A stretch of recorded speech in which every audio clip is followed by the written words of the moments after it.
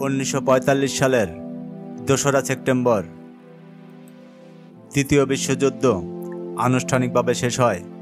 কিন্তু কল্পনা করুন, এমন একজন সৈনিক যিনি সেই খবর কখনো জানতেই পারেননি।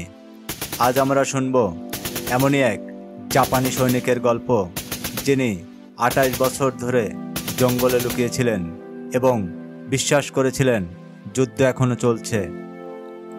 বন্ধুরা, এই জাপানি সৈনিকের অজানা গল্প শুনতে ভিডিওটা না টেনে সম্পূর্ণ দেখতে থাকুন এবং এখনও যারা আমাদের চ্যানেলটা সাবস্ক্রাইব করেননি, সাবস্ক্রাইব করার অনুরোধ রইল।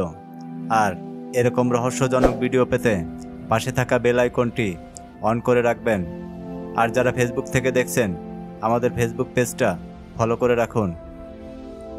তো কথা না বাড়িয়ে চলুন শুরু করা যাক আমাদের RN02 রহস্যময় আরেকটি পর্বে। 1944 সালে দ্বিতীয় বিশ্বযুদ্ধের শেষের দিকে ফিলিপাইনের লোবাং দ্বীপে মোতায়েন করা হয় তরুণ জাপানি গোয়েন্দা অফিসার হিরো ওনোদাকে। সেখানে তার কমান্ডার তাকে নির্দেশ দেন, যুদ্ধ শেষ না হওয়া পর্যন্ত তিনি যেন আত্মসমর্পণ না করে আর শত্রুদের হাতে ধরাও যেন না পড়ে। আর এই আদেশেই তার জীবনের মোড় ঘুরিয়ে দেয়। যুদ্ধ শেষ হওয়ার পরও ওনোদা বিশ্বাস করতেন এটি হয়তো শত্রুপক্ষের কোনো পাতানো ফাঁদ। আমেরিকান ও ফিলিপাইন সৈন্যদের প্রচার গুজব বলে মনে করতেন তিনি। জঙ্গলে খাবারের জন্য শিকার করতেন, মাঝে মাঝে গ্রামবাসীদের খাবারও চুরি করে খেতেন তিনি। তার কাছে ছিল আত্মসমর্পণ অসম্ভব। ফিলিপাইন ও জাপানি সরকার বারবার ঘোষণা দিয়েছে যে যুদ্ধ শেষ হয়েছে। ওনোদার জন্য পোস্টার ছড়ানো হয়, তার পরিবারে চিঠি পাঠানো হয়, কিন্তু তিনি মনে করতেন এটি শত্রুর কোনো চাল। ফলে 28 বছর ধরে তিনি লুকিয়ে থাকতেন। একদিন এক অভিযাত্রী নোরিও সুজুকি ওনোদাকে খুঁজে পান, কিন্তু ওনোদা আত্মসমর্পণে রাজি হননি।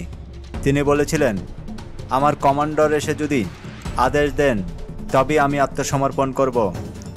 জাপান সরকার তখন তার পুরনো কমান্ডারকে খুঁজে বের করে এবং তিনি আদেশ দেন, যুদ্ধ শেষ হয়েছে, তুমি এবার ফিরে এসো।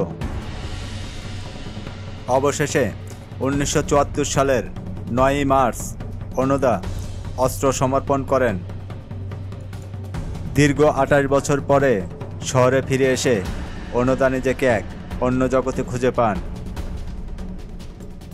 বিশ্ব বদলে গেছে, জাপানও বদলে গেছে, কিন্তু তার বিশ্বাস, তার আদর্শ অটুট ছিল। তিনি ব্রাজিলে চলে যান, পরে আবার জাপানে ফিরে আসেন এবং তরুণদের জন্য প্রশিক্ষণ কেন্দ্র গড়ে তোলেন।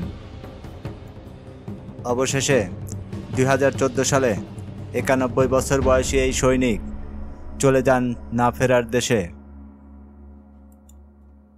এই গল্প আমাদের শেখায়, বিশ্বাস ও আদর্শ কখনো কখনো মানুষকে অসম্ভব পথে ঠেলে দেয়, কিন্তু বাস্তবতা মেনে নেওয়া এক বড় যুদ্ধ। বন্ধুরা, আজকের পর্বটি কেমন হয়েছে কমেন্ট করে জানাতে ভুলবেন না। আর ভিডিওটা যদি একটু ভালো লেগে থাকে তাহলে লাইক, কমেন্ট ও বন্ধুদের সাথে শেয়ার করবেন। আর এত সময় সাথে থাকার জন্য আপনাদের অশেষ ধন্যবাদ।